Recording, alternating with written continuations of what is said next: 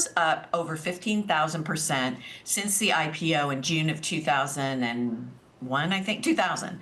And the stock has been in a bear market almost 50% of that time. So you've earned an annualized return of 40+%, but you've been in a bear market. So the time to buy this stock is when everyone hates it. We reinitiated when Musk was selling his shares to buy X, then Twitter, and then we've used strength to trim back the holdings. The reason this stock is not in our 12 best ideas or our 5 for 25 is because of the volatility, but you do want to own it for the long term. So if we bought in a couple weeks ago at 240, 225, am I going to be happy 2 to 3 years from now? Yeah, I think so. Yeah, buy when others are fearful. I think it goes, Nancy. I remember when I actually remember the IPO in 2010 because I had driven a 2010, roadster. Thank you. I drove a roadster with Jason Harper, and I thought it was so cool. Do you wish that Bloomberg would allow you to buy the stock? Is that a? That's exactly what I was going to say. Like, I so wanted to buy this stock, and everyone said, they'll never survive. In a world where General Motors and Ford exist, they're going to be stepped on right away if they do well. But you probably would have been fired, and what a loss that would have been for all of us. So I'm glad that your finances don't reflect you buying Tesla.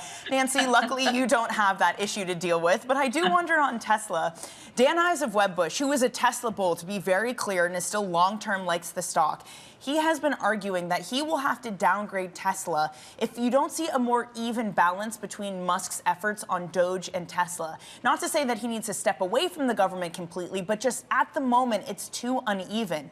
How much are you paying attention to Elon Musk's politics, and could that sway you on just how bullish you are on Tesla? 100%, Danny. So, but here's the rub. So remember when he was sleeping on the factory floor and he was on the Joe Rogan podcast? Production hell. Yeah, and I just said, man, there were no earnings. This is gambling with our clients' money. We got out and it went up fourfold. Now we had a double in the stock, so call it a Pyrrhic victory. But I think of course it matters. Leadership matters. He showed up last week. The stock rallied, I think, on that news. You never really know, but he must be present. And if you read his biography by Walter Isaacson, you will see the value of him being engaged in the company. So I'm not minimizing that, but I do think it creates an opportunity if, in fact, the stock does get downgraded by Dan, who's a good friend. But I'm not going to sell on that news necessarily. I might actually buy more.